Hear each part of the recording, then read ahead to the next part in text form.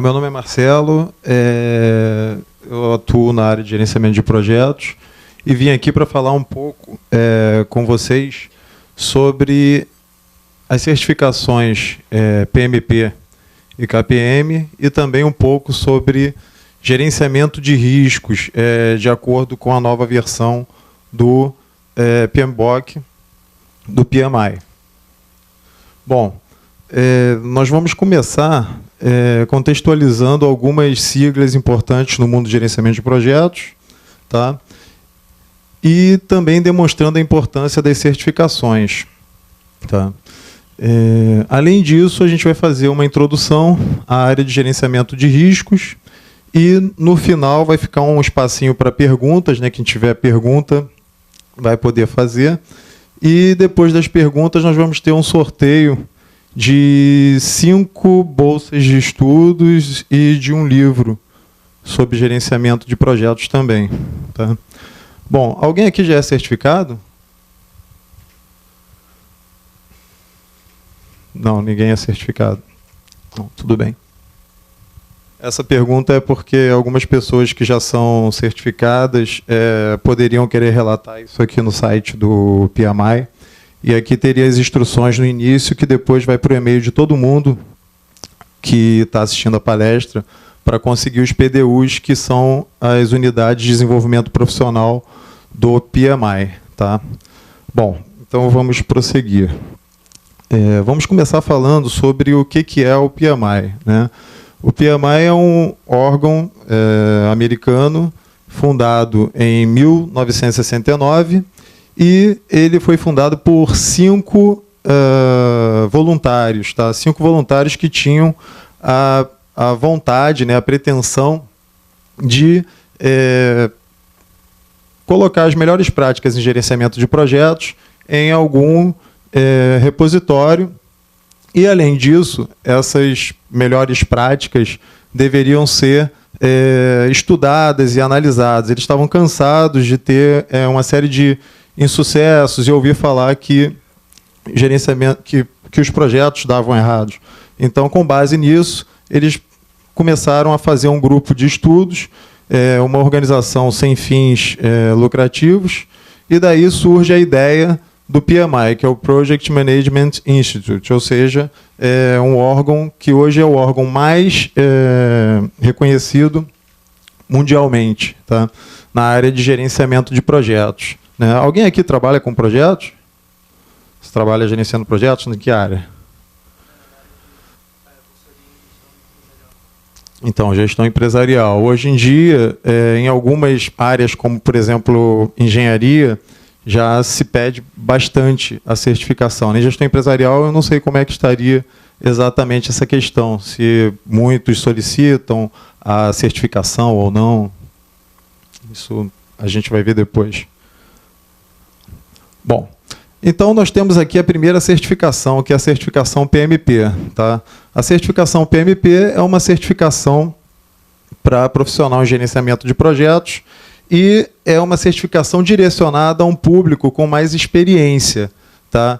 É uma certificação que, para você consegui-la, você precisa, né, ou ter terceiro grau e 4.500 horas em experiência em gerenciamento de projetos, tá? Ou, se você tivesse o segundo grau completo, você precisa comprovar 7.500 horas em gerenciamento de projetos. Tá? Além disso, vocês precisam também, né, quem deseja certificação, uma educação formal de pelo menos 35 horas. Ou seja, eles exigem, né, o PMI exige que você tenha pelo menos algum curso na área de gerenciamento de projetos com 35 horas de carga horária. Tá? Esse é o mínimo.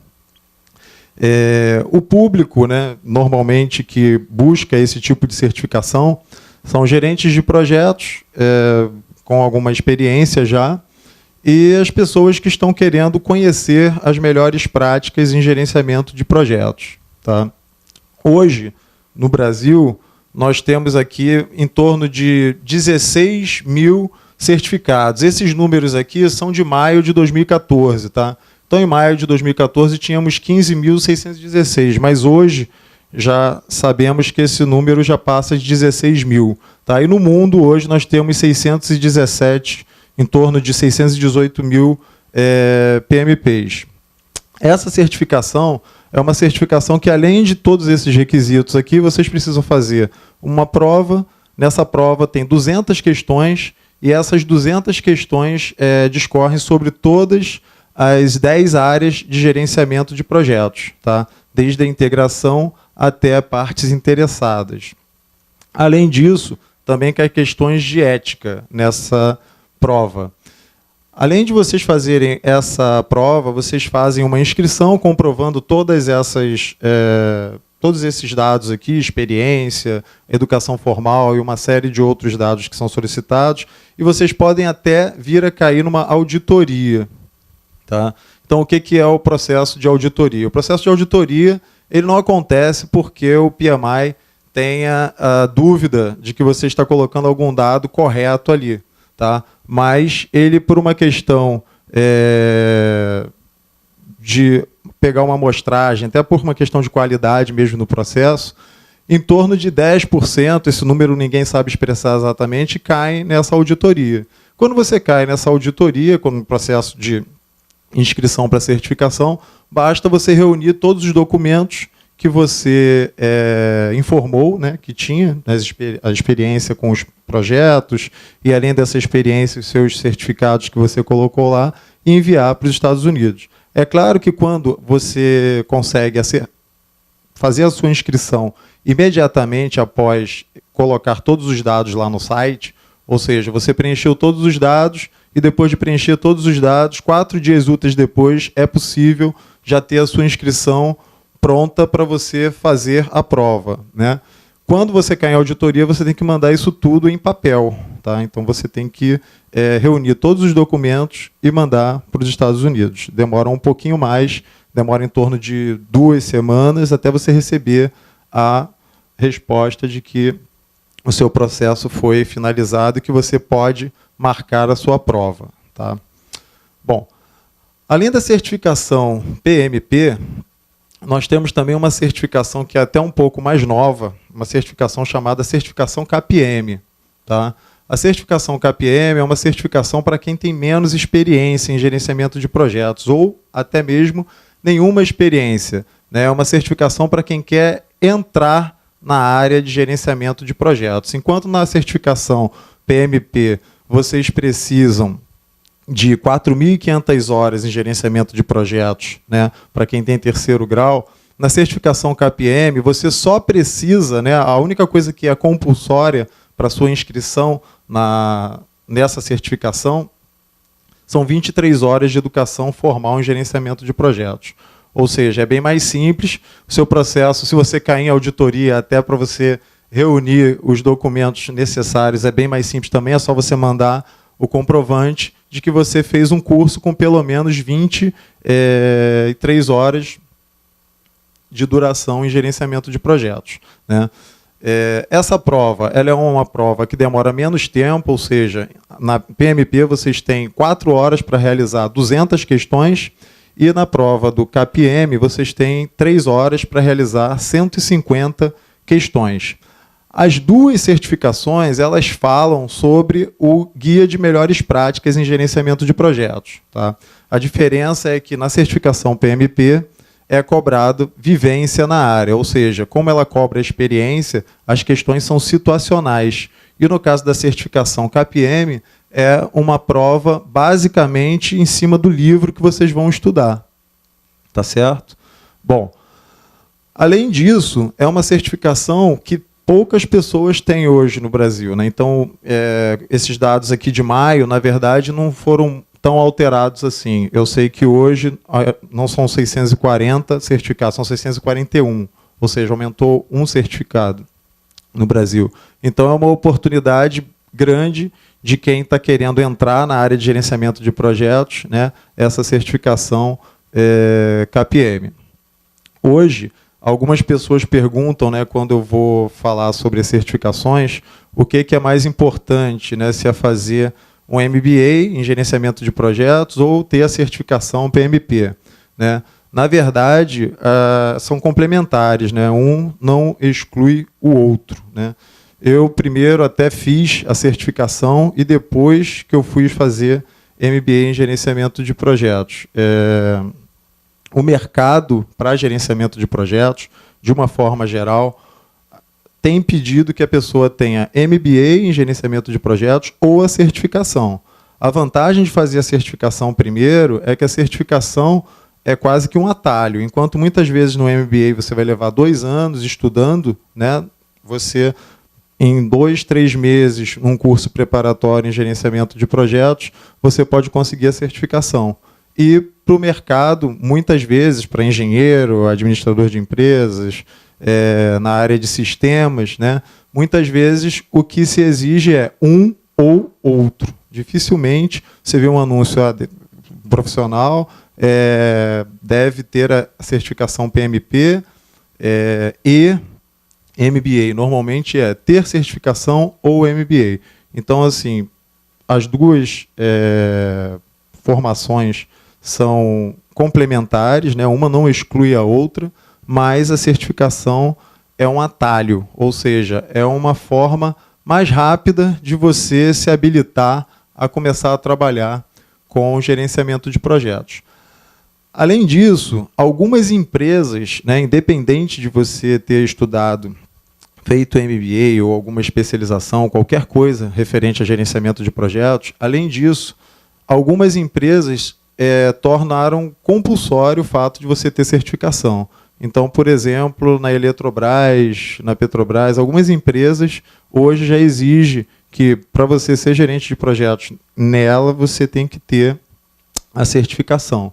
Tá? Então, isso é uma coisa que em alguns lugares já virou compulsório e não um diferencial. Né? Diria que para um gerente de projetos iniciante ou alguém que quer entrar na área, talvez seja um diferencial, mas para quem já almeja no gerenciamento de projetos funções, né, mais elevadas, realmente a certificação faz muita falta no processo de seleção. Bom, além das certificações, nós temos também o livro, que é base para essas certificações. Então, todo mundo já deve ter ouvido falar, além de PMI, PMP e KPM, eu acredito que todos aqui talvez tenham ouvido falar em PMBOK. O que é PMBOK? Né? PMBOK é um guia de melhores práticas em gerenciamento de projetos. E esse livro é a base para todas as certificações que a gente está falando aqui, a KPM e a PMP. Tá? Além dessas duas certificações que está aqui, né, a KPM e a certificação PMP, que é uma das que a gente está falando aqui agora, esse livro também é base para profissional em gerenciamento de programas, profissional certificado em métodos ágeis, gerenciamento de riscos e gerenciamento de cronograma. Ou seja, esse livro hoje é um dos livros mais influentes em gerenciamento de projetos no mundo. Tá? E em agosto de 2014, nós tínhamos aqui em torno de 4.500.000 cópias espalhadas pelo mundo. Ou seja, é um livro que vale a pena você conhecer para se inserir nesse contexto de gerenciamento de projetos. Ainda que você não queira se certificar, vale a pena conhecê-lo, conhecer os 47 processos, né, e entender melhor como que acontece o gerenciamento de projetos para esse instituto que é dos mais conhecidos hoje no mundo. Bom, além disso, nós temos uma outra sigla que também é muito falada, né, que é o PMO. Então, muita gente chama um profissional de PMO ou algum documento de gerenciamento de projetos de PMO, mas, na verdade, o PMO é uma área de uma empresa. Tá? Então, o que é o PMO? É o Project Management Office, ou Escritório de Gerenciamento de Projetos. Tá? Isso é uma área de qualquer empresa que dê importância ao gerenciamento de projetos. Todas as empresas hoje que têm um foco em projetos têm um escritório de gerenciamento de projetos comum dos seus setores. Tá? Bom, e aí, o que o PMO faz exatamente? O PMO é uma área que vai cuidar do treinamento, vai cuidar de melhores práticas, vai cuidar de quais são os artefatos que você deve construir para começar um projeto, como que você deve conduzir as reuniões, ou como que você deve construir as atas de gerenciamento de projetos, como você deve finalizar um projeto, como que você deve coletar lições aprendidas desse projeto, né? Vai armazenar informações históricas de todos os projetos da organização para que você possa, em projetos futuros, ter essas lições guardadas. Então, o PMO é justamente essa área que tem proficiência em gerenciamento de projetos, e dentro de qualquer organização que dê muita importância ao gerenciamento de projetos, o PMO é uma área importante. Tá? E nós temos 3 tipos de PMO. PMO de suporte, PMO de controle e um PMO chamado PMO diretivo. Tá? O que é o PMO de suporte? O PMO de suporte é um PMO meramente consultivo, ou seja, você tem uma área na empresa e você tem um determinado gerente de projetos que tem dúvida sobre como realizar determinada atividade em gerenciamento de projetos. Eu não sei como iniciar um projeto, eu não sei como fazer um cronograma da melhor forma, eu não sei como fazer a coleta de lições aprendidas. Quem vai ajudar? O PMO. Mas o PMO de suporte, tá, é um PMO basicamente passivo. Ele fica lá, é um setor da empresa que vai receber essas solicitações e vai ajudar a quem quer que seja. Mas ele não tem uma função muito ativa na companhia, ou seja, essa é uma organização que não está tão direcionada para projetos assim. Tem um PMO, alguém que conhece gerenciamento de projetos, alguém que vai ajudar, né, aos gerentes de projetos a gerenciarem melhor os seus projetos, mas que não tem um nível de controle muito alto na organização. Tem um baixo nível de controle. Tá? O segundo tipo de PMO é justamente o PMO de controle.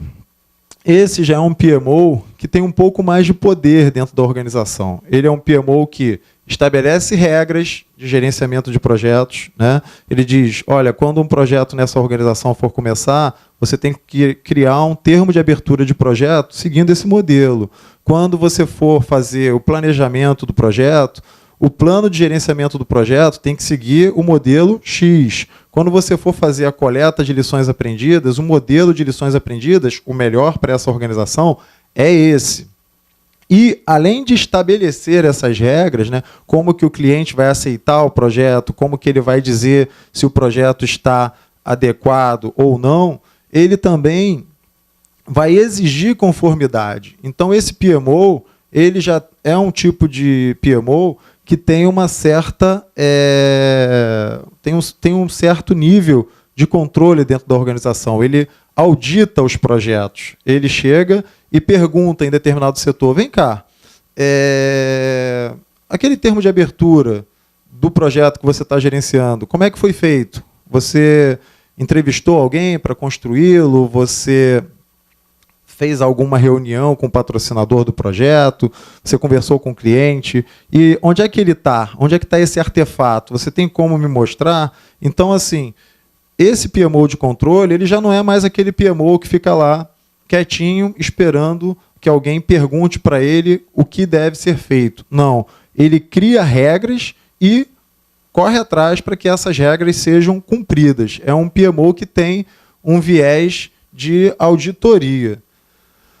É um PMO realmente que tem, como diz aqui, um médio nível de controle. Ele tem tanto controle quanto uma área que vai gerenciar projetos propriamente dito. Além desses 2 tipos de PMO, que é o PMO de suporte e o PMO de controle, nós temos, além desses 2 tipos, nós temos um terceiro. Tá? O terceiro tipo de PMO, o PMO diretivo, ele é um PMO super poderoso, porque ele, além de estabelecer regras e exigir conformidade, ele tem os gerentes de projeto embaixo dele. Então, isso não é considerado muito boa prática por algumas empresas, que acham que, tendo um PMO diretivo, você está dando muito poder a um setor. Né? O mais usado nas organizações é o PMO de controle, ou seja, eu tenho um setor que estabelece regras e cobra conformidade com essas regras. E eu tenho um outro setor que tem os gerentes de projetos, teoricamente, seguindo as regras criadas por esse PMO e podendo ser auditado por eles. Dificilmente as organizações adotam esse tipo de estrutura, mas existe, onde o PMO estabelece as regras e ele mesmo as cumpre, né? Não é o mais usual, mas é o PMO que tem um alto nível de controle, ou seja, os gerentes de projetos ficam subordinados a eles, né? No caso aqui do PMO de controle, é como se você tivesse um judiciário, um legislativo, um executivo, né? Os três têm o mesmo poder. No caso aqui, os gerentes ficam embaixo desse setor. Bom, os profissionais que atuam nos PMOs, né, nos Project Management Offices, né, das organizações, são, via de regra, um analista de projetos e o gerente de projetos. Esse é um nome, né, fantasia, né, um nome do profissional que está lá trabalhando, mas é claro que por trás desse analista de projetos está um administrador de empresas, está um economista, está um engenheiro, está um analista de sistemas, tudo vai depender do tipo de organização que ele está inserido, né? Se ele estiver numa empresa de engenharia, provavelmente o analista de projetos vai ser um engenheiro, né? E o gerente de projetos, que normalmente vai ser o quê? Vai ser o gerente do escritório de gerenciamento de projetos. Tá? Bom, para o analista de projetos, hoje, a certificação KPM e a certificação PMP ainda são diferenciais, ou seja, via de regra, né, você tem dois profissionais idênticos, né, tentando uma vaga de analista de projetos. O que tiver certificação, obviamente, tem maior chance de lograr êxito. Já gerente de projetos, como eu disse, em algumas organizações a certificação já é algo compulsório, ou seja, já faz parte do processo seletivo, ele já pedir isso como algo básico, elementar. Bom, alguém tem alguma dúvida aí? Alguma pergunta agora que não queira guardar para depois? Vamos seguir. Bom, além de falar sobre as certificações, né, e algumas siglas, que são as siglas mais importantes em gerenciamento de projetos, hoje nós falaremos também um pouco, né, a gente tem aí até, acho que, 8 horas para falar, e depois vocês fazerem perguntas, e depois ter o sorteio do livro. Nós falaremos também um pouco sobre gerenciamento de riscos. Tá? Uma breve introdução, como que o PMBOK, que é aquele livro que a gente viu aqui, que é o mais influente em gerenciamento de projetos no mundo, trata a questão de gerenciamento de riscos. Tá? Antes de partir para gerenciamento de riscos, nós vamos ver um pouquinho de cada área, ou seja, o PMBOK ele é dividido em 10 áreas. A área de gerenciamento de riscos é uma dessas 10 áreas, tá? Que está aqui circundada de vermelho. Tá? Bom, além da área de gerenciamento de riscos, nós temos, como eu disse, mais 9 áreas. Tá? A área de integração, a área de escopo, a área de tempo, custo, qualidade, recursos humanos, comunicações, partes interessadas e aquisições. Então, para que serve cada área dessa? Né? A área de integração ela é uma área que tem processo em todos os grupos de processo que a gente tem em gerenciamento de projetos, ou seja, ela cuida de integrar todos os componentes do projeto e os artefatos desse projeto, ou seja, ela tem processo na iniciação, tem processo no planejamento, na execução, no monitoramento e controle e no encerramento, ou seja, ela cuida desde o desenvolvimento do termo de abertura do projeto. O que é o termo de abertura do projeto? É a certidão de nascimento do projeto, ou seja, o projeto ele deve ter um termo de abertura. Tá? Para o PMI, não ter um termo de abertura de projeto, né, e para a maioria das organizações, é algo até mesmo considerado antiético. Né? Vocês imaginem o seguinte, vocês entram num táxi, e aí vocês falam para o táxi assim, me leva. E ele não pergunta para onde, ele começa a levar vantagem, porque você não diz para onde você quer ir, então qualquer lugar está bom. Né? Não tem objetivo. E aí começa a consumir recurso. Nessa viagenzinha que você vai fazer de táxi, você está consumindo recurso e não sabe para onde quer ir. Então você não ter um termo de abertura de projeto é mais ou menos isso. É como dizer, me leva, mas não sabe para onde. Porque o termo de abertura do projeto, ele tem o objetivo do projeto, ele tem quem é o gerente do projeto, qual é se ele tem alguma restrição de prazo. Esse projeto não pode levar mais de 3 meses, porque eu tenho uma demanda legal. E é uma demanda que, se a empresa não cumprir, a organização pode sofrer uma multa. Tá? Então, o termo de abertura do projeto, que acontece aqui na iniciação, é um fator importantíssimo dentro do projeto. É ele que diz que o projeto, de fato, existe e está autorizado. Tá? E isso faz parte dessa área de gerenciamento da integração. Tá? Depois dessa área de gerenciamento da integração, nós temos aqui embaixo a área de gerenciamento de escopo. O que a área de gerenciamento de escopo faz? A área de gerenciamento de escopo ela é responsável por dizer tudo que vai ser feito no projeto e também o que não vai ser feito. Ou seja, existe um momento em que você vai coletar requisitos, você vai perguntar o que eu devo fazer nesse projeto. É óbvio que quando você pergunta isso, o cliente ou a pessoa que está do outro lado vai pedir o máximo que puder, né? Tudo vai ser da melhor forma.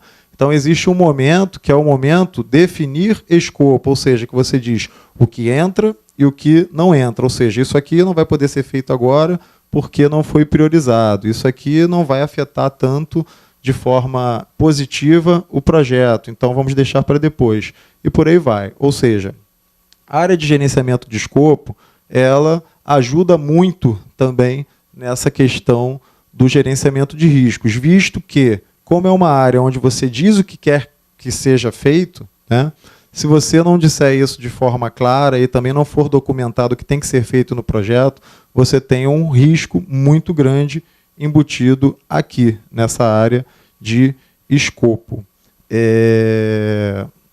Além disso, logo depois de escopo, nós temos aqui a área de tempo.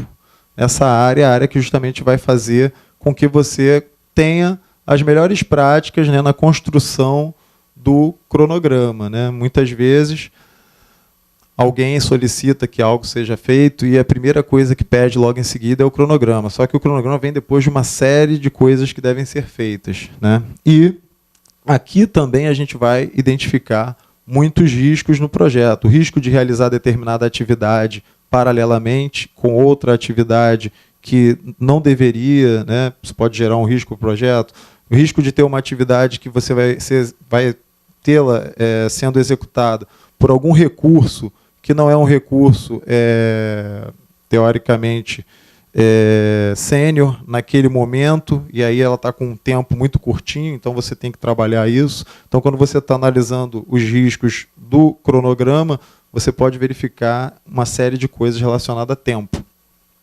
A área de custos é a área onde você vai ter todas as previsões, né, as estimativas de quanto você vai gastar no projeto. Você vai ter ali a reserva de contingência, ou seja, uma reserva que vai ser usada para qualquer risco do projeto, e também uma reserva gerencial, ou seja, a reserva gerencial é aquela reserva usada para algum risco não previsto, um risco que você não tinha ideia de que ele poderia acontecer. Ou seja, quando você faz gerenciamento de riscos, você tenta listar todos os riscos que você imagina que esteja sendo possível acontecer naquele projeto.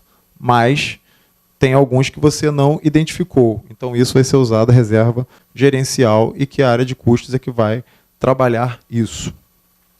Na área de gerenciamento da qualidade, né, basicamente, qualidade, né, conforme definição do livro, é estar de acordo com o requisito. Ou seja, fazer aquilo que foi pedido é maior prova de qualidade para o PMI. Exatamente como foi pedido, aquilo seja feito. Ou seja, fazer qualquer coisa além do que foi pedido, teoricamente, para o PMI e em muitas teorias de administração, não é qualidade. Né? Você está fazendo uma coisa chamada gold plating. Né? O cara pede uma casa, você constrói uma casa e coloca uma piscina lá, mas de repente a pessoa odeia a piscina, então não é legal fazer algo a mais. Né? Você tem que fazer aquilo que foi pedido da melhor forma possível, e somente o que foi pedido. Isso é qualidade. A área de recursos humanos, né, é a área que você vai fazer com que toda a equipe que está trabalhando no projeto seja estimulada, né, mobilizada da melhor forma possível. Aqui você vai tratar do desenvolvimento da equipe, você vai tratar, você vai conhecer algumas formas de você fazer com que o projeto não corra realmente alguns riscos relacionados à motivação da equipe, né? Então, exatamente isso que você vai tentar trabalhar em recursos humanos.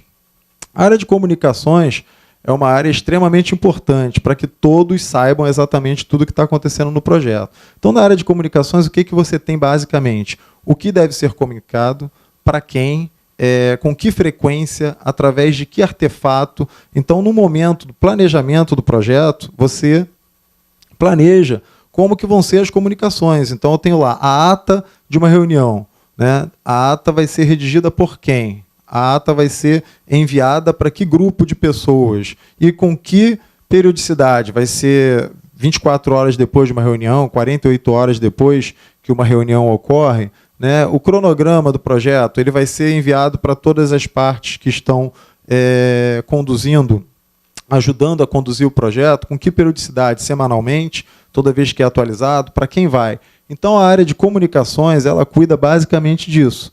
E aqui, você comunicando muito bem tudo o que está acontecendo no projeto, sem excessos, você está ajudando também, obviamente, no gerenciamento de riscos, tá, do projeto. Depois disso, você tem aqui, embaixo de comunicações, partes interessadas. E o que o gerenciamento de partes interessadas propõe? Né? Que você identifique as partes interessadas, está vendo? Aqui, logo na iniciação, o primeiro processo que você tem é desenvolver o termo de abertura do projeto. Logo depois de desenvolver o termo de abertura do projeto, ou seja, a certidão de nascimento do projeto, né? Aquilo que diz que o projeto de fato existe para a organização, que ele tem um gerente de projeto, você tem identificar partes interessadas. Então, ele acha que isso é tão importante, identificar as partes interessadas, que você faz isso na iniciação. Qual é a grande importância de você identificar partes interessadas e por que isso é motivo para você pensar nos riscos relacionados a partes interessadas? Se você, de repente, está fazendo um projeto que mexe com algum tipo de legislação e você vai implementá-lo sem ter comunicado nada ao jurídico, imagina, você corre um ano inteiro trabalhando num projeto e só no final que o departamento jurídico vai saber e que aí você vai ter a noção de que aquilo não seria possível ser implementado.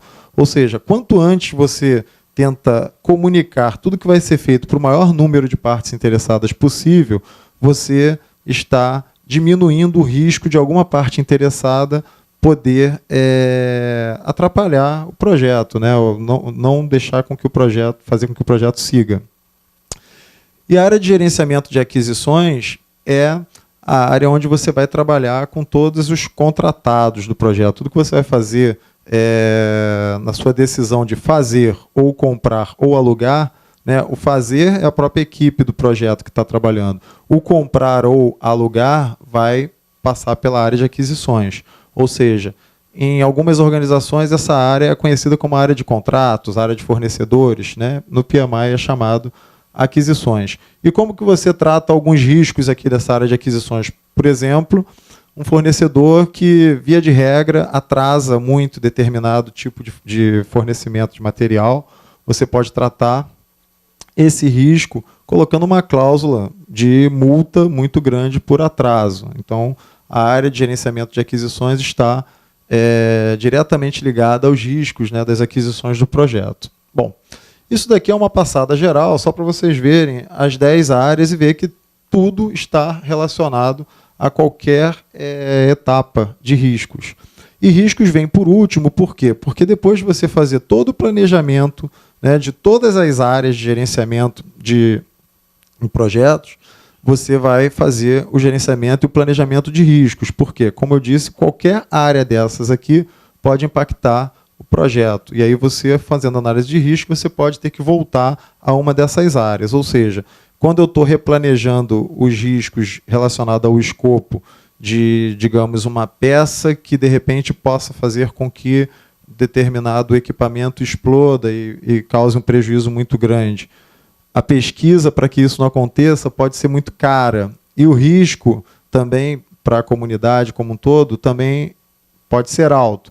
Então, quando você replaneja, você pode decidir eliminar esse risco. Ou seja, eu não quero correr esse risco, eu vou tirar esse tipo de peça do meu projeto. Eu não vou querer fazer isso. Aí você vai voltar aqui em escopo e vai mexer no planejamento de escopo, porque você, quando analisou o risco, você viu que tinha que fazer alguma alteração para não realizar determinada atividade. Ou partiu do princípio de que vai ter que fazer algo mais. Bom, agora, dados os conceitos básicos, né, de todas as áreas de gerenciamento de riscos, nós temos aqui uma imagem, né, que a gente vai começar a falar exatamente de gerenciamento de riscos de acordo com o livro PMBOK. E o que vocês acham que essa imagem aí tem a ver com riscos? Alguém tem alguma ideia? Hã? Risco de morte, exatamente. Mas também tem risco de ser o melhor salto de todos os tempos e ser o mais famoso e ser considerado o melhor depois desse salto, né? Assim, tem risco negativo e tem risco positivo, né? Hã? Não entendi. Ah, tá. Ele ser o cara que deu o melhor salto e tudo no final morrer também. Também pode. Isso é verdade. É verdade. Bom, então, o que essa imagem, né, traça? Nós temos duas características importantes em gerenciamento de riscos. Uma é essa característica que o Davi falou, que ele corre um risco negativo, né? Todo mundo, quando pensa na palavra riscos, já pensa logo em algo negativo. Mas não é só algo negativo, pode ser algo positivo também. Então, nós já vimos uma característica, ou seja, ele pode ter algo positivo ou algo negativo acontecendo, ou seja, fator de incerteza, não somente positivo, como negativo também. Além disso, eu tenho ali uma probabilidade, né? Então, sempre que eu lido com riscos, eu tenho probabilidade. Se é 100% de chance de algo acontecer, eu não tenho um risco, não tenho uma incerteza, eu tenho um fato, né? 100% vai acontecer. Se eu tenho 0% de chance de algo acontecer, eu também não tenho risco, eu tenho também um fato concreto, aquilo não vai acontecer e ponto final. Nesse caso aqui, existe probabilidade, né? Existe, por exemplo, se fosse eu que não sei esquiar, a probabilidade daquilo ali dar errado seria grande, né? Então, eu diria que seria 99% de chance de dar errado.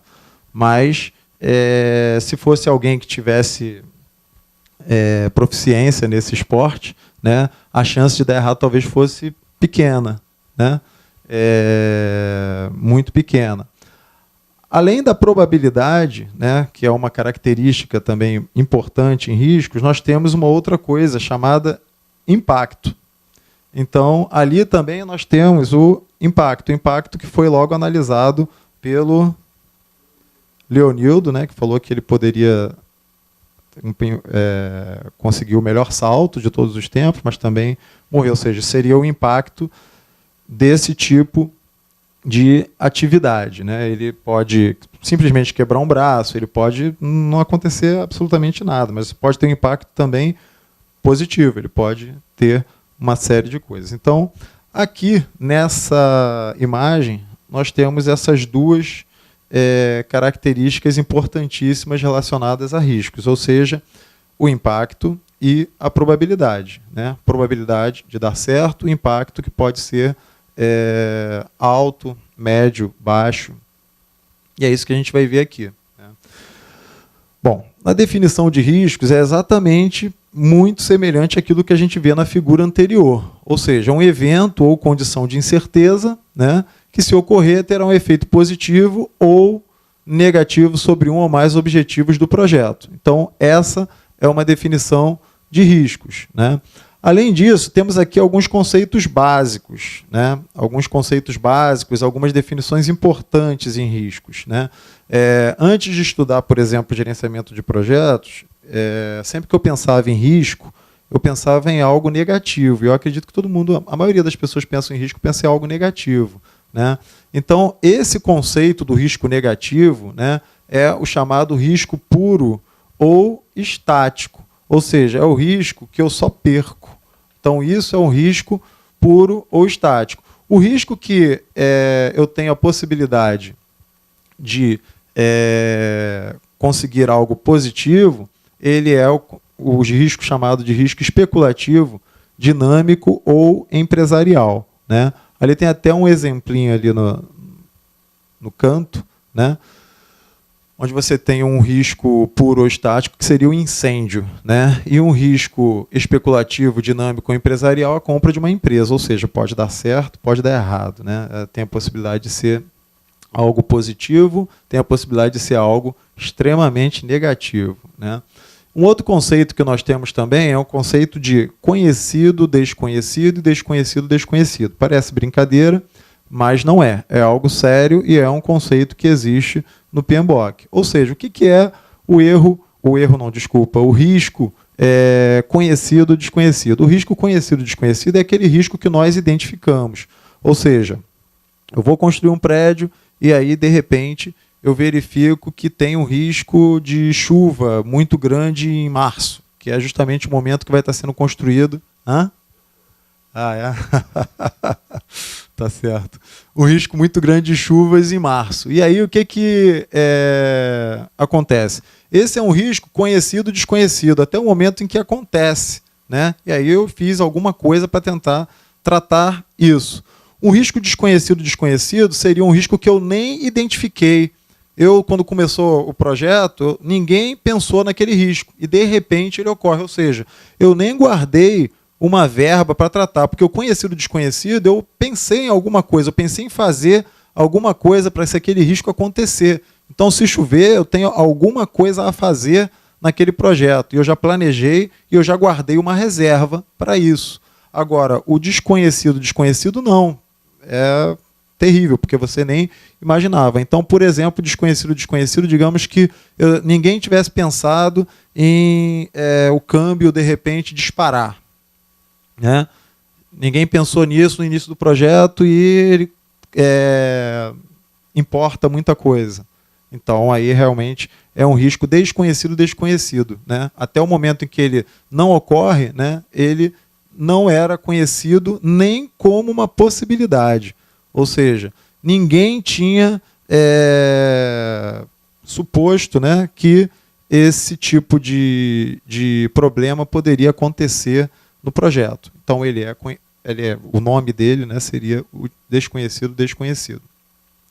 Um outro conceito que nós temos também é um conceito de risco residual e risco secundário. Tá? O que seria um risco residual? O risco residual é aquele risco onde eu tinha um risco original, que seria, por exemplo, falta de proficiência de uma equipe em determinada ferramenta.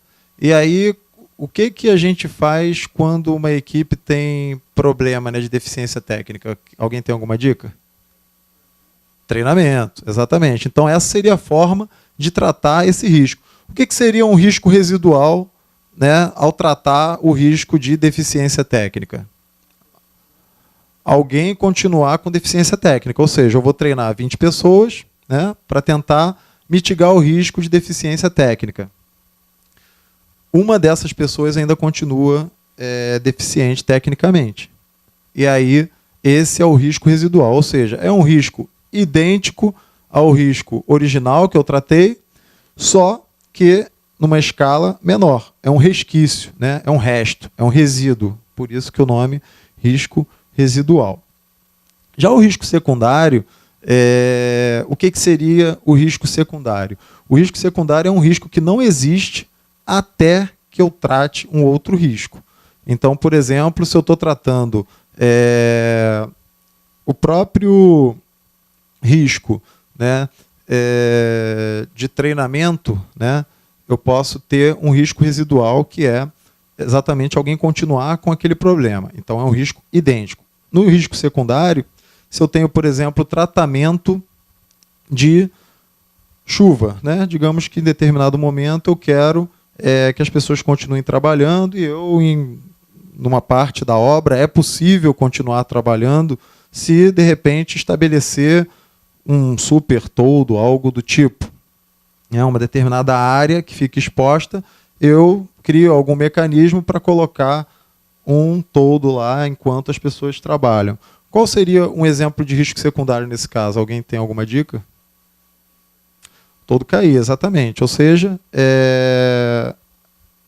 eu tinha um risco que era o risco de chuva, que eu tratei. O risco residual da chuva seria o quê? Só para ver se todo mundo percebeu.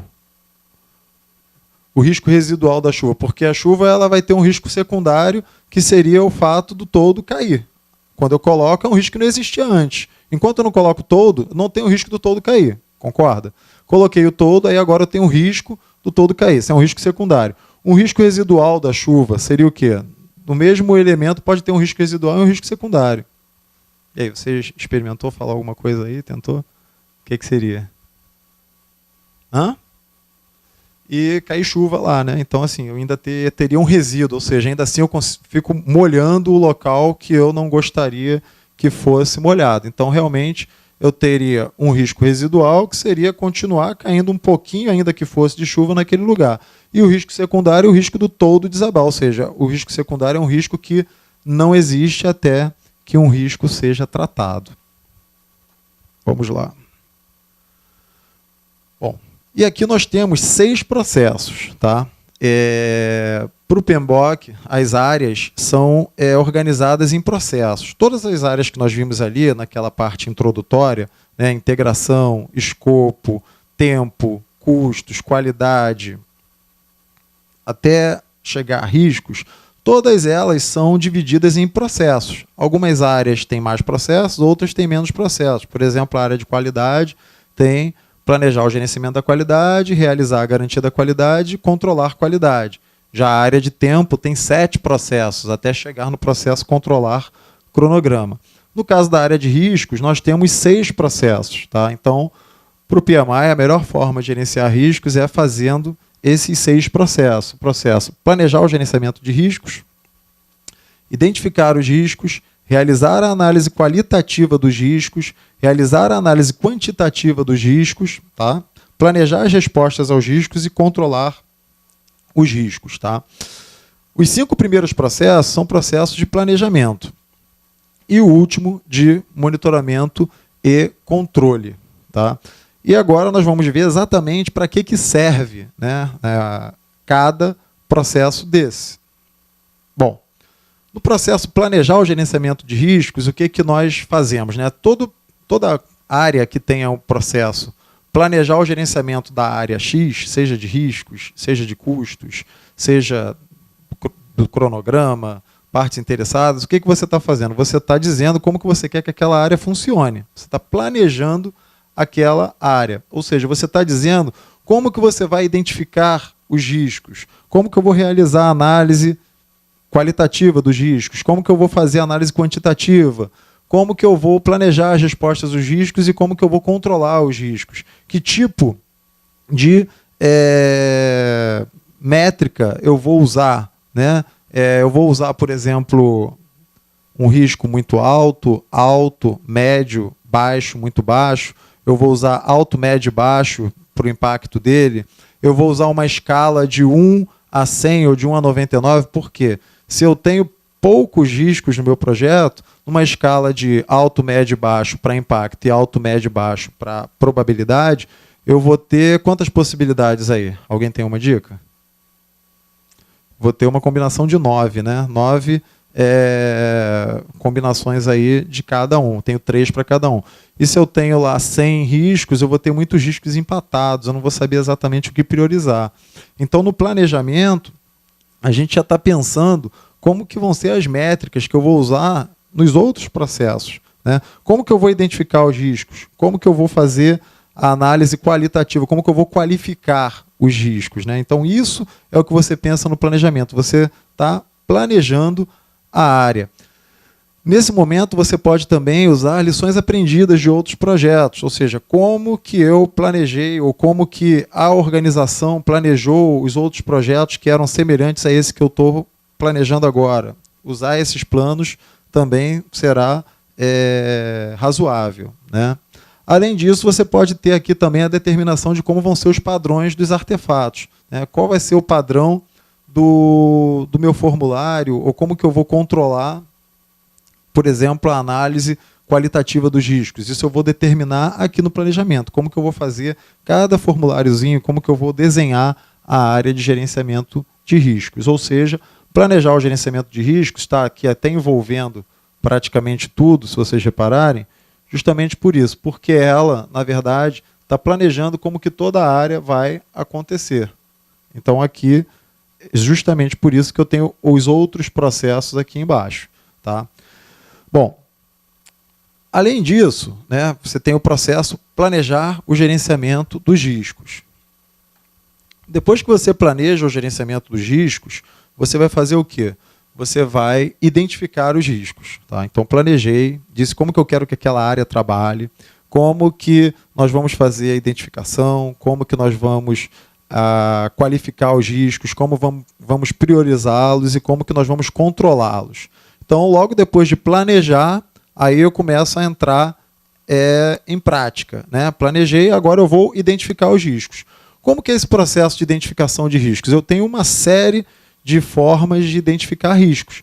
Eu posso identificar riscos usando também, né? Lições aprendidas, na verdade, vai ser uma entrada para qualquer processo, tá? Tanto para planejamento, para planejar o gerenciamento de riscos, como para identificar os riscos, como para qualquer processo, lições aprendidas são sempre bem-vindas. Então, eu posso usar lições aprendidas de outros projetos, tá? Como que foi feita determinada identificação de risco. E eu tenho algumas técnicas ali. Por exemplo, brainstorming.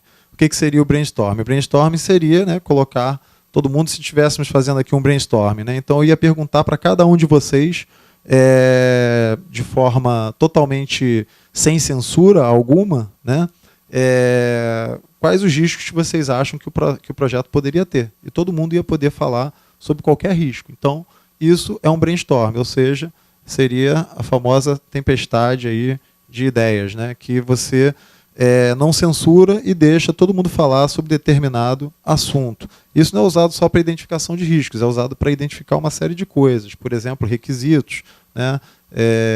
E por aí vai. Além do brainstorming, também tem uma coisa chamada brainwriting, que é semelhante ao brainstorm, ou seja, todo mundo pode falar sobre suas ideias e serem guardadas essas ideias. O brainwriting, as pessoas escrevem as ideias e, no caso, estão ajudando a identificar os riscos. Né? Assim como eu falei, o risco de chuva, o risco de treinamento. Então, tem vários especialistas em determinada sala e esses especialistas é que vão dizer quais são os riscos que eles acham que podem acontecer naquele projeto. Né? Normalmente, pessoas com experiência naquele tipo de projeto. Uma outra forma de você também coletar esse tipo de informação, como a identificação dos riscos, é você usando a técnica Delphi. O que é a técnica Delphi? A técnica Delphi é uma técnica onde você pode abranger o maior número de pessoas, porque você vai estar usando questionários e você também pode usar de forma confidencial o que as pessoas estão tratando. Então, é ideal para levantamento tanto de riscos, até mesmo de requisitos, quando você quer fazer isso de forma confidencial e quando você tem um número muito grande de pessoas para consultar. Então, isso seria a técnica Delphi. Tá? Eu mandaria questionários para uma série de especialistas e eles me ajudariam dizendo quais são os riscos que eles acham que o projeto pode passar por eles. A forma mais comum, né, de levantar informações, essa forma que todo mundo conhece, é a entrevista. Né? Então, é o analista ou a pessoa responsável por determinado projeto sair entrevistando várias pessoas que conhecem aquele projeto. Né? Então, a técnica de entrevista, todo mundo aqui conhece. Né? Você vai lá e conversa diretamente com as pessoas que conhecem o projeto. Além da técnica de entrevistas, vocês também têm a análise SWOT. Acho que todo mundo aqui... Tem muito administrador aqui? Tem? Tá. Então, todo mundo já deve ter ouvido falar que é aquela técnica, né, onde você analisa as forças e fraquezas, né, e as oportunidades e ameaças em vários contextos. Né? Você pode fazer isso em relação a uma empresa e, no caso do projeto, vai ajudar a identificar riscos também, onde as forças e fraquezas são o quê? O meu ambiente interno, né? O que eu tenho, é o meu presente. e as oportunidades e ameaças ali estariam concentrados os riscos, né? Porque é o incerto. Oportunidades, riscos positivos e as ameaças, os riscos negativos. Então, através dessa análise, eu poderia também identificar riscos. Ou seja, nós fizemos o planejamento, né? Planejamos como gerenciar os riscos, né? Já falamos como isso vai acontecer e fizemos o processo identificar os riscos. Tá? Ou seja, eu identifiquei os riscos daquele projeto. Todos os riscos foram colocados numa lista. Tá? Grande saída do processo identificar os riscos vai ser uma lista de riscos identificados, que pode acontecer através de todas essas técnicas que nós temos aqui. Feito o processo de identificação dos riscos, tá? Aí eu vou fazer uma coisa chamada análise qualitativa. Por quê? Eu posso identificar 3, 4 riscos, como eu posso identificar 3.000 riscos. E aí eu vou tratar todos os riscos? O que vocês acham? Nem tudo, né? Alguém vai dizer, por exemplo, em Teresina, num projeto que tem o risco de nevar. Né? Para nevar perto da linha do Equador, num lugar baixo, não é só o projeto que está correndo risco, né? A humanidade inteira. Então, assim, o impacto seria muito grande, né? Entre alto, médio e baixo seria alto, mas a probabilidade disso acontecer seria muito baixa, né? Nevar em Teresina. Então, por isso que você faz a análise qualitativa, para tentar se preocupar com aquilo que é realmente importante, né? E aí, um dia, lendo o jornal, eu vi esse quadrinho que dá bem a forma, né, do que seria a análise qualitativa de riscos, né? Então aqui eu vou ler para quem não está conseguindo identificar, né? Aqui é um quadrinho, é uma tirinha do André Dahmer, não sei se vocês conhecem, escreve de segunda a sábado no jornal o Globo, e aqui ele dizia, né, Alfredo não confiava em ninguém, Alice acreditava em todo mundo. Enquanto Alfredo morreu de úlcera aos 40 anos, Alice viveu 120 anos de decepções, né? Então, assim, a análise qualitativa de riscos é mais ou menos isso, né? Não vamos achar que os 1.000 riscos vão acontecer assim como Alfredo achava que tudo, né, não confiava em nada, que tudo pode ter algum problema. Mas também não vamos fazer nenhuma análise, nem cruzar os braços, achando que vamos ter sorte e que nada vai acontecer no projeto, porque aí a gente vai ficar como a Alice, só se decepcionando, né? As coisas dão errado e as coisas dão certo também, né? Então a gente tem que tentar trabalhar para que isso aqui não aconteça. E a análise qualitativa é justamente para evitar esse extremismo de confiar muito e de desconfiar muito, né? A palavra da análise qualitativa de riscos seria o quê? Priorização, né? Então vou priorizar aquilo que realmente eu acho que deve ser tratado, né? Então, na análise qualitativa, o que eu vou fazer, né? Eu vou categorizar os riscos. Eu estou qualificando os riscos, né? Eu estou dizendo o que é mais importante ser tratado. Então, numa análise aqui, desses 9 riscos aí, o que nós temos? Nós temos o impacto que, nesse caso, nós usamos muito baixo, tá? Baixo, médio, alto e muito alto. Mas, como eu disse, lá no planejamento, você pode chegar e dizer que vai ser só alto, médio e baixo. Você pode dizer que vai ser analisado numa escala de 1 a 99, onde 99 é o mais alto, mais alta possibilidade, e 1 é a mais baixa. E você que vai determinar isso, como que vai ser feito no seu projeto, tá? Você que sabe a quantidade de riscos e o que você vai priorizar. Então, quando você chega aqui na análise qualitativa dos riscos, o que você faz? Você sai, através da opinião especializada, né, ou de pesquisa, atribuindo essa possibilidade, né, do impacto do risco ser muito alto, baixo, médio, alto ou muito baixo aqui no nosso caso. Nós vimos ali que o risco 1, por exemplo, ele tem um impacto muito baixo no projeto, tá? O risco 2, ele tem um impacto alto e por aí vai, né? O que está com 5 tem um impacto muito alto. A probabilidade também pode ser classificada dessa forma. Então nós colocamos ali, né, numa escala, o que a gente acha que é aquele risco exatamente. E aí nós temos ali uma ligação de um com o outro, né? No caso do PMBOK, tem até uma sugestão, né, numa matriz aqui de gerenciamento, né, dos riscos, mas não precisamos usar sempre exatamente dessa forma. E aí, quando a gente multiplica, por exemplo, o impacto versus a probabilidade, a gente vai chegar a um número, né? Digamos que nessa organização, o mais importante, né, fosse priorizar todos os riscos que tivessem um índice, por exemplo, de 12 para cima. Então, eu faria um corte, né, naquele que tem esse 12 aqui, ó, e dele, para o que tivesse esse impacto versus probabilidade mais alto, seria tratado. Tá? E esses é que passariam a ter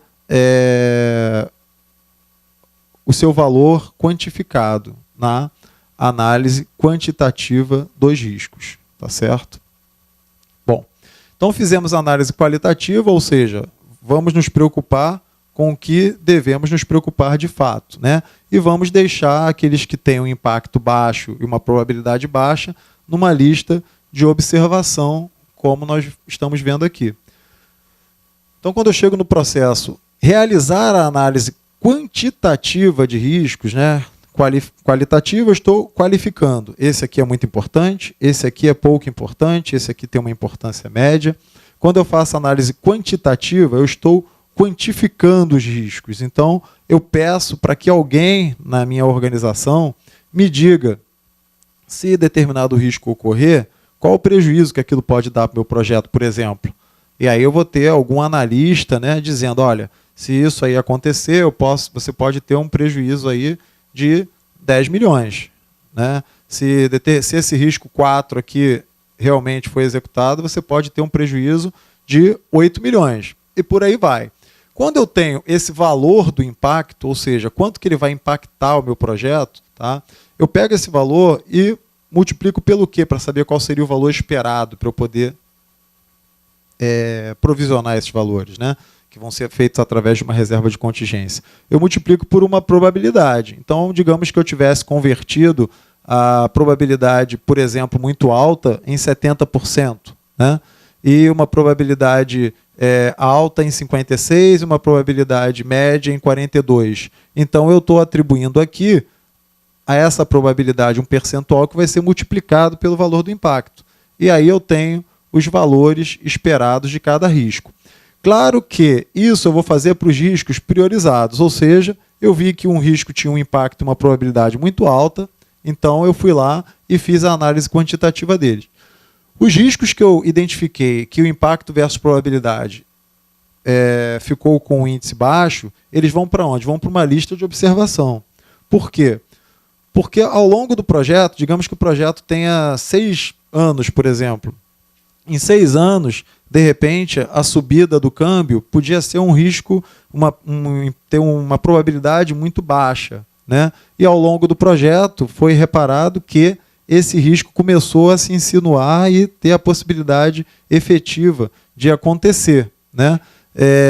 Aí o que a gente vai fazer? Vai replanejar o gerenciamento de riscos. E aí você vai passar esse risco de uma lista de observações para os riscos priorizados e você vai fazer toda a análise em cima dele. Ou seja, essa lista de observação, como o próprio nome diz, ela deve ser observada sempre. E você deve criar um mecanismo de analisar sempre essa lista de observação, seja mensalmente, seja quinzenalmente, ter uma rotina, né, algo que seja feito periodicamente, para você identificar se alguma coisa que ficou aqui na lista de observação e que não foi priorizado, tá, não tem a possibilidade de estar crescendo. Tá?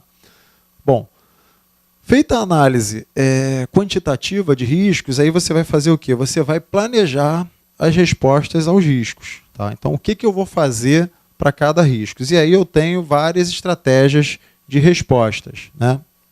Eu posso perceber, por exemplo, que o risco 9, né, digamos que fosse aquele risco que eu disse de repente você está num projeto de um carro, onde você tem uma peça que faz o carro ir 300 km por hora em 1 segundo, né? Só que alguém identifica o risco dessa peça, de fato, explodir e, num raio de 500 metros, ainda ter impactos bem brutais. E aí alguém tem a seguinte decisão: bom, como isso aí é muito arriscado e não temos tempo para tratar e pesquisar como diminuir o impacto desse risco, vamos eliminar esse risco como? Vamos tirar essa peça. Esse carro, né, esse projeto não vai mais ter essa possibilidade de ir de 0 a 300 por hora em 1 segundo. Isso não acontecerá mais. E aí, quando você faz isso, você eliminou o risco, ou seja, você preveniu. Então, essa é uma das estratégias, né, de resposta ao risco. Nós temos 4. Né? A primeira, que a gente está vendo aqui, é você fazer algo para eliminar aquele risco, ou seja, o risco deixa de existir. Né? Se eu tinha um risco de explosão em determinado componente, tirando esse componente, eu passo a não ter mais a possibilidade desse risco ser executado. Além disso, nós temos uma outra estratégia também de resposta ao risco, que é transferir. Então, além de prevenir, né, ou evitar, ou eliminar, que são sinônimos, eu posso transferir. O maior exemplo de transferência de riscos aqui, alguém tem algum exemplo? Isso. Seguro, exatamente. Seguro é uma transferência de risco. Quando eu transfiro um risco para alguém, esse alguém recebe um valor. Esse valor é chamado prêmio. Né? Então, quando eu assumo o risco de alguém, eu recebo um prêmio por estar administrando aquele risco. Então, quando eu transfiro o risco ele não foi prevenido nem eliminado. Ele continua existindo. Você tem que perceber o seguinte: na primeira estratégia de resposta ao risco, que é prevenir, eliminar ou evitar, o risco realmente deixou de existir e ele sai da minha lista de riscos priorizados. Ele não passa nem para a lista de observação, nem risco priorizado. Ele deixa de existir, ele recebe um risco e acabou a possibilidade daquilo acontecer. No caso da transferência de risco, o risco continua existindo. Ou seja, não é porque eu transferi o risco de perda total, receber o reembolso por isso de uma seguradora, que o risco de bater com o carro e ter uma perda total ele foi eliminado. Né? Eu continuo tendo esse risco. Só que alguém vai pagar, né, aquele bem para mim caso aconteça algum problema. Então nós temos a primeira e a segunda. Né? A primeira, prevenir, eliminar ou evitar. A segunda, transferir. A terceira é mitigar. Mitigar significa o quê? Mitigar significa diminuir impacto ou a probabilidade. Então, por exemplo, quando nós temos ali, digamos que o risco 7 fosse o risco que a gente usou lá no exemplo do risco residual, deficiência técnica da equipe. Então, eu vou mitigar o risco de deficiência técnica. Como? Dando treinamento. Porque dando treinamento eu não garanto que eu eliminei, ou preveni, ou evitei o risco. E também eu não transferi o risco para ninguém. O risco continua dentro do meu projeto. Ou seja, eu diminuí a probabilidade e diminuí também, talvez, o impacto, né? Fazendo com que as pessoas conheçam melhor determinada ferramenta, ela vai ter a possibilidade de danos menores. Né? Então, eu mitiguei. Quando eu digo mitiguei um risco, eu diminuí o impacto ou a probabilidade. Tá? No caso do treinamento, a gente atua nos dois, né? Tanto no impacto quanto na probabilidade. E aceitar seria a quarta estratégia de resposta. Aceitar significa não vou fazer nada, não vou eliminar, não vou transferir e nem vou fazer nada para diminuir o impacto nem a probabilidade. Aceitar, né, você tem duas formas de aceitar um risco. Você pode aceitar um risco passivamente, ou seja, quando você aceita um risco passivamente, você não faz absolutamente nada mesmo. Você não faz nada agora e nem pensa em nada para fazer se ele realmente acontecer. Quando você aceita um risco ativamente, você não faz nada naquele momento, mas você cria um plano, tá, de contingência. Então, no caso de você aceitar um risco passivamente, ativamente, você sabe que há a possibilidade daquele risco acontecer, e ele acontecendo, você vai fazer alguma coisa no futuro, quando ele estiver acontecendo. Mas você agora não vai fazer nada além de simplesmente planejar o que faria. Tá? Então isso é aceitar o risco ativamente. Tá certo? Bom, então além das estratégias de respostas, nós temos depois, né, de feito isso, né, todos os riscos que a gente tem ali foi dada alguma resposta para ele, e aí nós temos o processo controlar riscos, tá? Que é o último processo de gerenciamento de riscos. Esse processo controlar riscos, né, todo processo que começa com o verbo controlar, né, todo processo no PMBOK vai começar com o verbo no infinitivo. No caso do processo controlar riscos, né, como a maioria dos processos controlar, o que ele propõe a fazer? Você comparar o que foi realizado, o que foi executado, com o que foi planejado. Tá? Então, isso é uma das primeiras coisas que você tem. Além disso, o controlar riscos não é um processo que você tem um momento exato para ele acontecer. Ele pode acontecer a qualquer momento no meu projeto. Eu posso estar identificando novos riscos, né? Eu posso estar tendo que fazer algum tipo de modificação no que foi planejado. Então, sempre que eu faço a comparação do realizado com o planejado, eu estou fazendo o controle. Além disso, eu também vou ter reuniões, né, para ajudar no controle dos riscos, verificar essa lista de observações rotineiramente, é uma coisa importantíssima, né? Está sempre fazendo uma boa análise de toda a solicitação de mudança, ou seja, eu vou mudar o escopo, então eu tenho que fazer novamente uma análise de todos os riscos que aquela mudança pode proporcionar no projeto, né?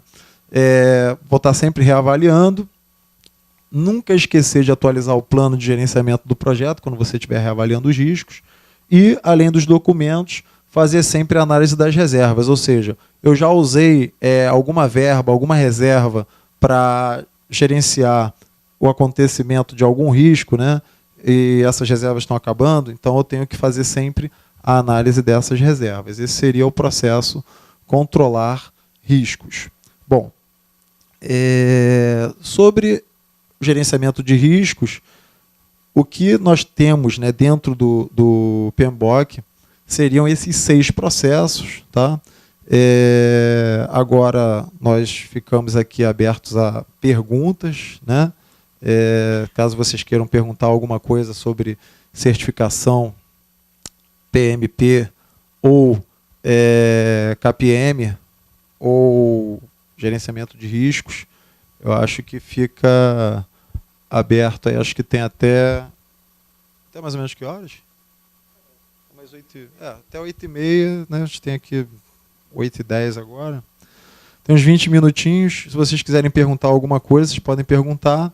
E logo depois das perguntas, quem continuar, acho que o Leandro pegou o nome de algumas pessoas, e aí vai ter um sorteio de um livro, por fim, né? E de 5 bolsas de estudos. Sim, pode perguntar à vontade. Tu comentou da capacitação, que são 23 horas de curso, não é isso? Sim, para KPM. Isso. Depois dessas 23 horas, quais são os prazos para fazer as provas, no caso da entrada no processo e tudo assim? Quantas vezes acontece isso por ano? Na verdade, marcar a prova é como marcar uma vistoria no Detran. Você agenda isso. Você entra na internet, né? Você vai... fiz as 23 horas de treinamento em gerenciamento de projetos, né? Tenho pelo menos o ensino médio, no caso da KPM, que você está falando, né? KPMP. E aí, o que acontece? Nesse momento, você está apto a fazer a sua inscrição lá no PMI, entrar no site, se inscreve, né? E aí você vai passar pelo processo de elegibilidade. Como eu havia dito, quando você se inscreve, você tem a possibilidade de ser aceito em 3, 4 dias úteis, aí você recebe um e-mail, né? Qual é o seu nome mesmo? Elzir. Elzir, falando, Elzir, você já pode marcar a sua prova quando você quiser, aí você tem um cronograma lá de dias que você pode agendar, né? perfeito, acabou o processo, você vai e marca para quando você quer fazer. Se você cair em auditoria, aí 4 dias úteis não chegou e-mail. Aí chega um e-mail para você dizendo que você caiu em auditoria, ou seja, ele quer que você envie os dados que você disse que tem. Então você vai enviar o seu certificado, uma cópia, e vai enviar o certificado também do curso de gerenciamento de projetos com pelo menos 23 horas. Tá? E aí você envia isso para os Estados Unidos e no máximo 2 semanas você vai receber o e-mail. Se você enviou tudo que eles pediram, não vai ter nenhum problema. Vai receber o e-mail dizendo que você pode marcar a sua prova. Tá, e marca a prova. Marca a prova. E essa prova é feita onde? Como Você tem vários lugares. Por exemplo, a prova de certificação PMP, essa sim, só é feita na Prometric, que é lá em Copacabana. Tá? Já a certificação KPM você consegue fazer em outros lugares, mas aí você tem que olhar a lista, porque são vários lugares no Rio de Janeiro. Entendi. Mas a certificação PMP é só, acho que no... Não, é até num curso de inglês, o prédio de um curso de inglês em Copacabana. Tá certo, obrigada. Tá? Nada. Seguinte, pela sua visão, sua experiência, quais os segmentos de empresas que mais investem na formação de profissionais, por exemplo, na estatal, as empresas estatais brasileiras? Sim. A gente se fala tanto na Petrobras, que vive de grandes projetos, né, e das coisas que estão acontecendo, e pela sua exposição dá para ver que o trabalho é sério. Eu já conhecia alguma coisa, mas você abriu mais ainda esse leque, né? Sim. Você tem alguma coisa a colocar para a gente? Bom, realmente isso que você falou é uma coisa que estatisticamente, até levantei aqui o exemplo, né, da Petrobras e da Eletrobras, que são justamente as empresas, né, que investem muito nessa parte. Inclusive, são empresas que até arcam com o treinamento dos funcionários. Então, se fosse ver das empresas que a gente mais tem a própria empresa investindo, né, não o funcionário, porque algumas empresas têm convênio. Se você é da empresa X, você tem um percentual de desconto por ser funcionário. Mas aí é o funcionário que está pagando. Essas empresas, de fato, pagam mesmo 100% do curso para muita gente. E, de fato, investem muito em formação de gerenciamento de projetos, e não só investem, como cobram. Então, eu já tive aluno que ele tinha um prazo por contrato, né? Por exemplo, na Petrobras, contratou uma empresa de consultoria e no contrato dizia que precisava de um percentual de certificados. E aí foi feita uma negociação para que, se não entrasse aquele percentual, que tivesse pelo menos um tempo para que algumas pessoas obtivessem a certificação. Então, isso é muito levado a sério realmente, no caso, principalmente da Petrobras e da Eletrobras. Falo isso porque eu tenho vários alunos dessas empresas e muitas vezes é a própria empresa que investe mesmo. São empresas que realmente investem bastante nesse tipo de segmento, tá? De conhecimento. Está respondido? Não, mas é isso mesmo, é verdade, você está corretíssimo. Sua pergunta foi uma pergunta meio resposta, mas para levantar uma confirmação, né? E realmente você está certo. Isso mesmo. Com relação à certificação PMP, se você cair na auditoria, ele vai te pedir a comprovação de 4.500 horas de projetos. Como é que Sim. eu vou apresentar isso? Tem algum padrão ou eu vou apresentar só como experiência de trabalho? O que eu tenho que fazer? Você vai apresentar, na verdade, tudo que você disse que foi feito, ele só pede que você mande um documento onde alguém, né, escreve lá que realmente aquilo aconteceu. Esse alguém não necessariamente é uma empresa, uma pessoa jurídica, onde você trabalhou, ou necessariamente o seu chefe. Pode ser alguém que trabalhou com você em algum projeto. Então, por exemplo, você trabalhou com o seu amigo João.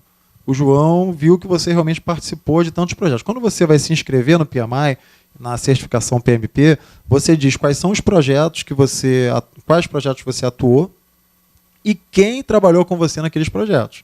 Então, é muito importante, quando você se inscreve para a certificação que exige experiência, né, porque para eles basta que você imprima um documento, né, que alguém vai lá e assina e diz que você realmente trabalhou naquele projeto, que você disse lá. Só você não tem nenhum tipo de documento mais formal, algo que eles exijam do governo, mesmo porque isso é feito nos Estados Unidos. Então, não vai ser algum outro documento além do da sua intenção, né, e da pessoa que está assinando de boa fé de que realmente você trabalhou naqueles projetos. Então, você fazendo isso, você já tem a prova de que você atuou. Só é importante ligar para a pessoa antes, né? Porque já teve casos de aluno que chegou no determinado momento e fez um simulado com uma bateria de questões, de 200 questões, para ver se ele estava bem para fazer a prova. Ele estava ótimo.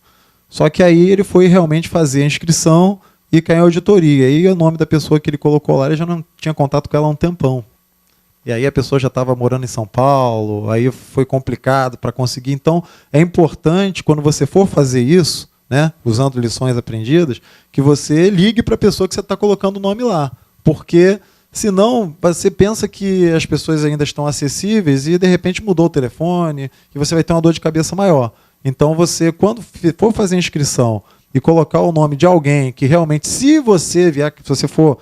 Eles não liberam esses dados de forma exata, mas dizem que é algo em torno de 10%. Mas o PMI não libera, mas não até por experiência mesmo, eu vejo que não é muita gente que cai em auditoria. Então você tem que ver realmente se a pessoa está disponível, né? Está fácil, de fácil acesso. E você fala para ela, vou colocar teu nome aqui, se eu cair em auditoria, você assina para mim que realmente eu trabalhei nesse projeto e tal. Acabou, não tem problema nenhum. Parte do princípio que aquilo é verdade. Boa noite. Boa noite. É que você falou de prioridades, né? Questão dos riscos. Então, eu estou fazendo faculdade, né, no São José Tadeu, Encantado. Então, justamente, a gente estudou uma matriz, com certeza o senhor vai conhecer, eu creio que o senhor conheça, a matriz Gucci. Né? Sim, sim. A matriz Gucci, ela define o que é prioritário, o que eu devo deixar assim, no nível mais baixo de prioridade. O professor nosso de OSM, né? É uma matéria que nós temos, Organizações, Sistemas e Métodos. Analisa, por exemplo, um carro. O que é mais importante? Se o banco está descosturado, o que é mais importante? O freio ou o banco? Obviamente é o freio. E todas as prioridades. Isso que eu lembrei. Quando o senhor falou de risco, lembrei justamente disso, dessa matriz Gucci e diagrama de Pareto também é uma coisa, mas um pouquinho diferente. Mas o que encaixa mais nisso é realmente a matriz Gucci, que tem, ele enumerava de 1 a 5. O que é mais prioritário? O 5 é o total. Aquilo ali que é prioritário, que pode ocorrer algum acidente. É nisso que eu estou falando com o senhor. Realmente eu lembrei da aula, né? Era antigamente OM, agora é OSM, que a gente aprende, né? E para ver as prioridades, a gente aprende de tudo quanto é tipo, né, de organograma, como organiza, né, todas as funções. É uma matéria que, nesse aspecto da matriz Gucci, é bem parecida com o que o senhor falou, sobre o risco, o que eu devo fazer para evitar, e também aquela chuva de 10, que o senhor comentou também. Falou, mas como eu devo, de repente, tirar uma coisa efeituosa numa maçã, uma coisa que vai prejudicar a pessoa? Eu devo tirar com uma faca? Um exemplo simples. Mas, às vezes, a pessoa fala, mas vai ser analisado o que realmente vai ser necessário. Tem ideias que, aparentemente, são bobas, mas não podem ser criticadas. Aí, daí, vão ter um diagnóstico para poder resolver o problema. Perfeito. Obrigado pela colaboração aí com as suas ideias. Boa noite, Washington. Boa noite. Só uma curiosidade. Lá são 10 áreas de conhecimento. Sim. Você destacou somente a de risco. Tem algum motivo específico para isso? Ela seria mais importante ou não? Na verdade, todas as áreas são importantes, né? E todas elas assim se relacionam entre si.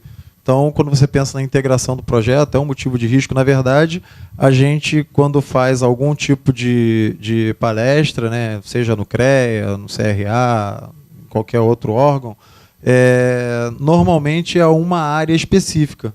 Essa palestra poderia ser sobre gerenciamento de comunicações ou gerenciamento de RH. Não tem assim um motivo específico para ser riscos. Todas as áreas tem grande importância. É claro que a área de riscos tem muita importância, mas se você for analisar bem, a área de RH influencia em riscos, né? Os recursos humanos que você está trabalhando no projeto, a área de comunicação, se você se comunica mal, né? Grande virtude do gerente de projeto é o quê? Ser um bom comunicador. Se ele se comunica mal, realmente tem um risco grande de comunicação. Então, todas essas áreas, na verdade, elas se relacionam. Todas são importantes. E a gente tem vários tipos de palestras, né? E hoje foi decidido ser gerenciamento de risco. Respondido? E aí, pessoal, alguma... Bom, antes de partir aqui para o sorteio, né, dessas 5 bolsas e do livro, no fim, uma coisa importante que eu acho que eu não falei, mas que ninguém perguntou, mas talvez alguém pensasse em perguntar, mas a prova é em inglês, né? Você perguntou sobre o PMP. Na verdade, a prova ela pode ser traduzida para até 10 idiomas. Então, quando você responde, de fato, você vai responder a prova em inglês. Você vai ter a pergunta e 4 possibilidades de respostas. Só que você pede para português, a metade da tela do computador vem exatamente a tradução da pergunta, o que é A, o que é B, C e D em português, e você marca sempre em inglês. Seja em português, francês, alemão, tem uma parte da tela traduzida para a língua que você pediu. Mas você, quando marca, na verdade, você está marcando em inglês. Por isso que algumas pessoas falam, a prova é em inglês. Realmente é, mas tem a tradução para a língua que você pede, tradução no momento que você faz a inscrição. E justamente essas 2 são as únicas que você pode fazer em outra língua, que é a certificação KPM e a PMP. As outras certificações, gerenciamento de riscos, todas são em inglês, realmente, 100%. Mas as certificações que nós vimos hoje, as 2 são passíveis de serem realizadas de forma bilíngue. Alguma dúvida mais? Não? Gostaria de agradecer a participação aí de todos. Tá? Qualquer dúvida, sugestão, vocês podem anotar esse e-mail ou telefone e vocês provavelmente vão receber em breve um link no e-mail, né, de todos os participantes aqui para darem um palpite, né, a opinião de vocês sobre a palestra, nos avaliar lá no questionário que vocês vão receber por e-mail. E seria muito importante que vocês respondessem, tá? Dizendo o que vocês acharam, se vocês conseguiram aprender um pouquinho sobre gerenciamento de projetos, sobre gerenciamento de riscos, né? Se vocês, o que vocês acham que a gente pode melhorar, né? Isso seria muito importante para a gente. Bom, e aí quem recebeu tanto as bolsas quanto o livro pode vir aqui no final pegar. Tá? Muito obrigado a todos.